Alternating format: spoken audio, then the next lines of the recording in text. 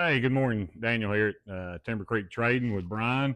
Getting ready to do our first time coating with some Rubio Monocoat.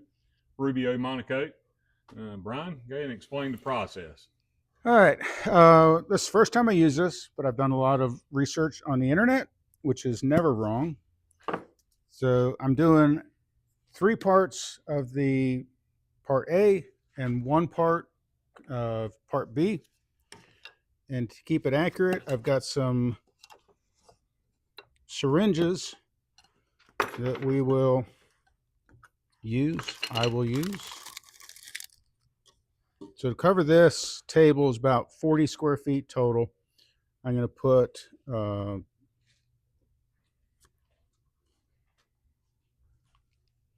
me take the top of that off first.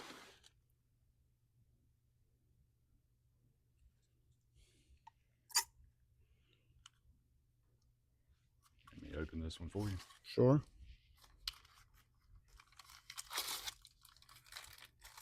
There's 2.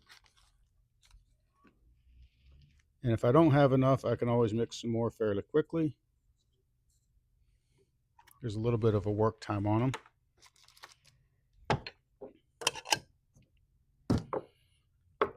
And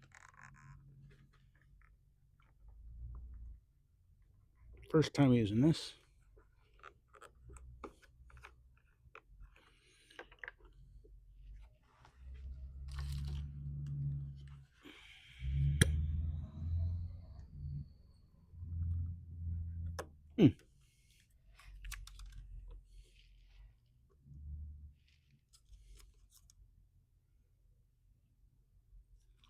This is a little bit thicker. It's not coming out as smoothly, but it's still coming in here.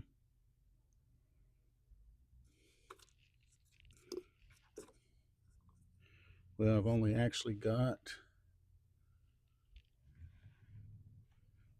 90 of that. Let's get a little bit more.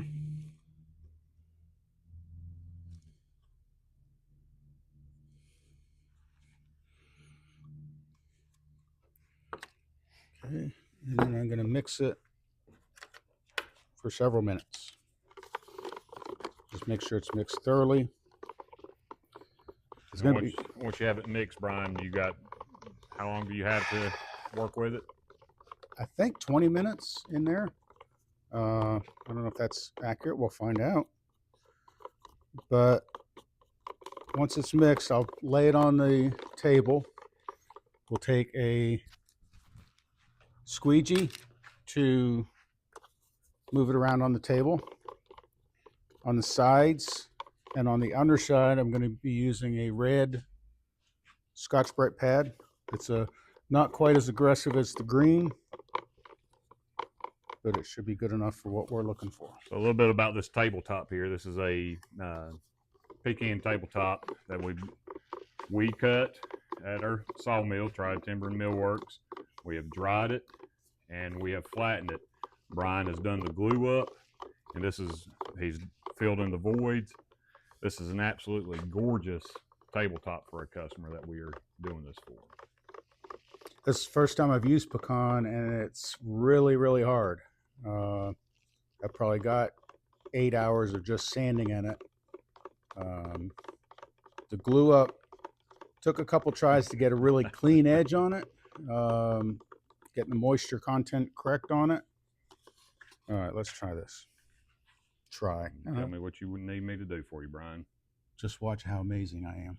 Oh, absolutely amazing. You can see the grains just popping out on this. I've heard the first time I've ever used this, but I've heard about it for years. That customers really like the look of it. Doesn't change the color much. Oh my gosh, that's beautiful. And you don't want to leave puddles on it. That's why we're just squeegeeing it out. When you first see the price of a bottle of this, you kind of have a little bit of sticker shock, but then you can see how far that little bit is going on this table.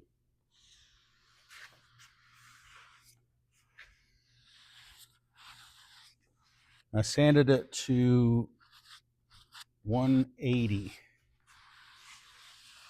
I think I'm going to have to mix a little bit more up, but that's okay.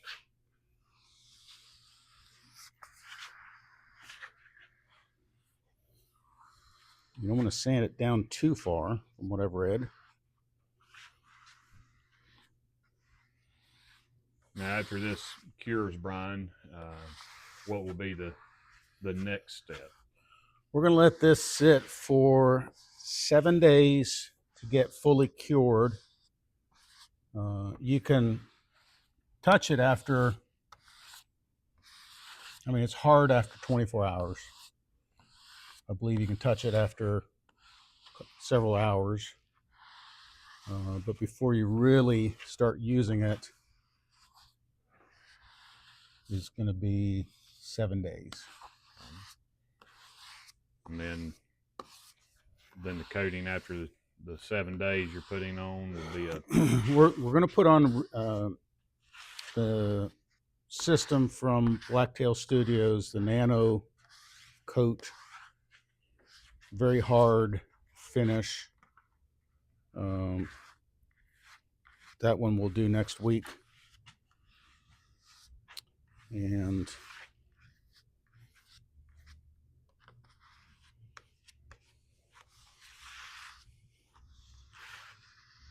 this will be beautiful. You can see the grains on this just Yeah, really popping out. do you want to keep moving around? I'm going to mix up some more, please. As long as you trust me. So far I do, until you mess it up. I'll just let it stick down. I won't mix as much. I'll probably only do the 20 and 5.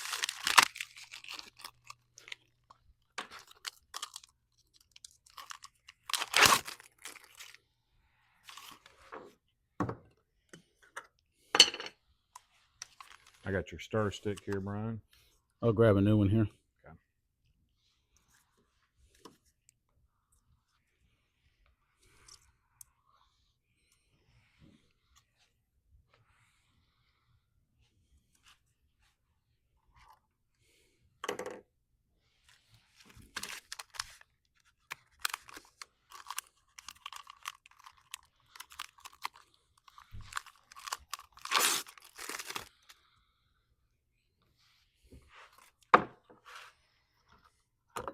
Oh, wow. Check out the grain popping out in that area there. Is that the area you were looking at yesterday? One of them. That's just... This is some absolutely gorgeous wood.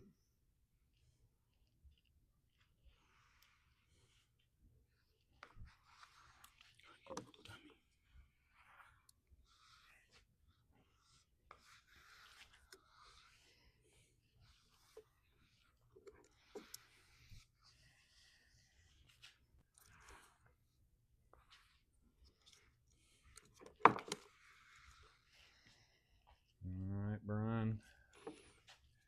I have no puddles on here.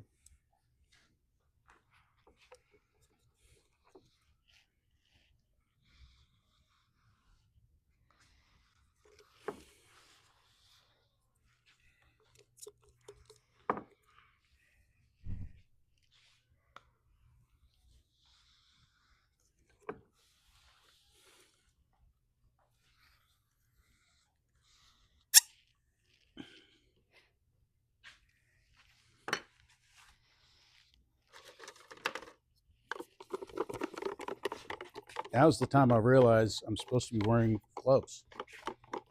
We'll get there. Little chemical on the fingers. You don't need your fingerprints.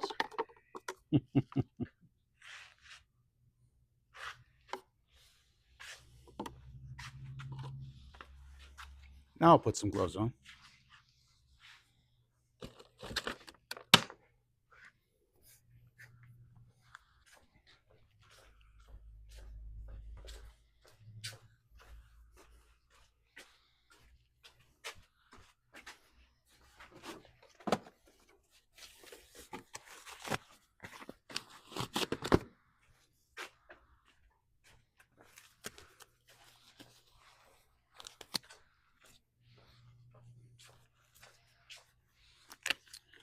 I'm going to grab the red Scotch Brite and start to move this around a little bit more. How much more is that? Did you pour out all that you made up there, Brian? I think that's more. I have not touched the live edge on this yet.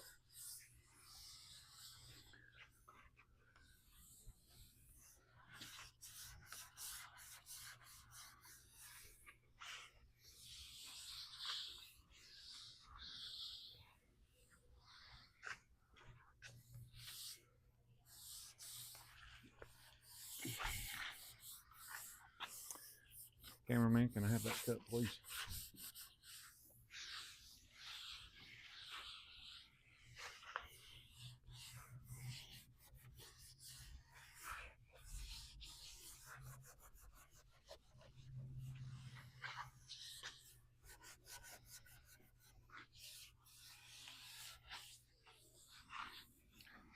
So the live edge, Brian, you'll do with the Scotch. Yeah, Scotch and right I'm there. catching a little bit up underneath the live edge. Not a whole lot yet. We'll flip it over and get some of that other side.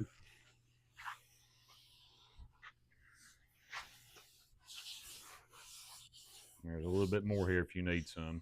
Go ahead and lay it down somewhere. Perfect. I love live edge stuff.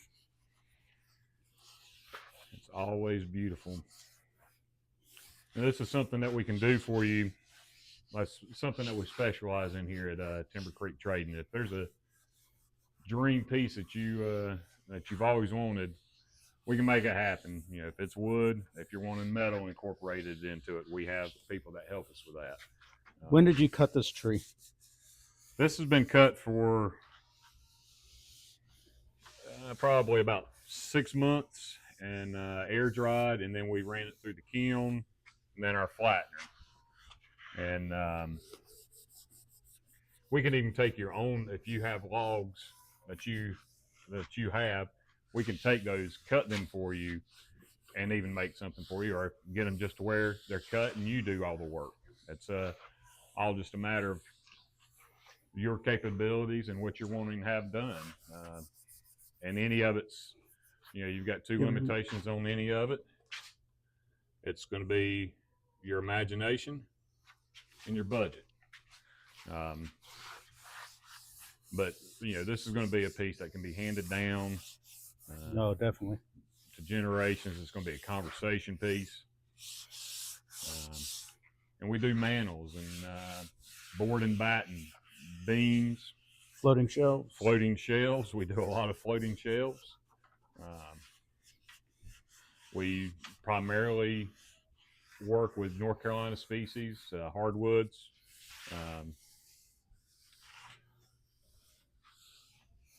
And this is just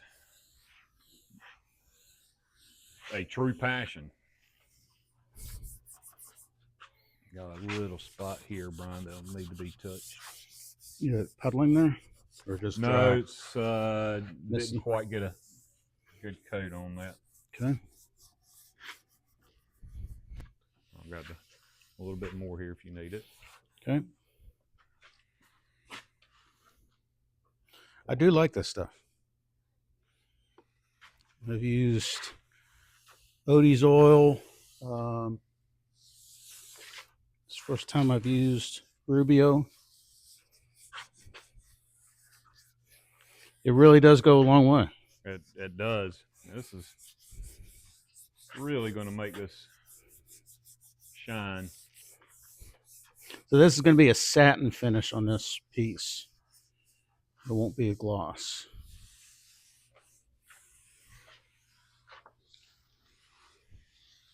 And I was really worried about the swirl marks that are in wood when it's flattened. But I think we did a good enough job of sanding to not see those. And I believe you did an excellent job on that. Thanks to Festool. Okay. I think that's it for applying right now. We're going to buff it out in a little while.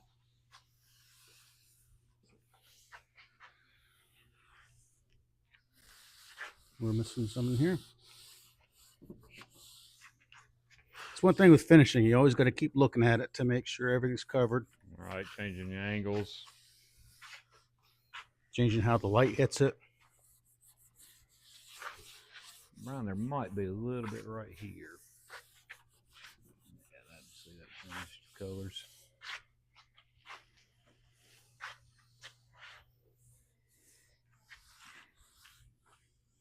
That's some pretty wood. It is. Pretty hard and pretty wood.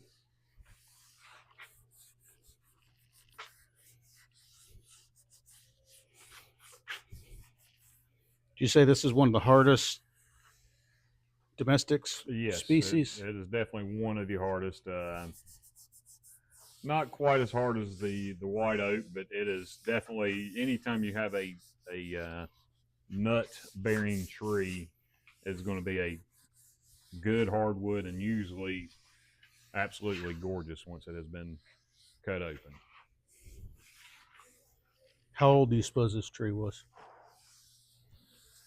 That's a good question. I'm sure it has a lot of stories to tell. Do you know whose property it came from?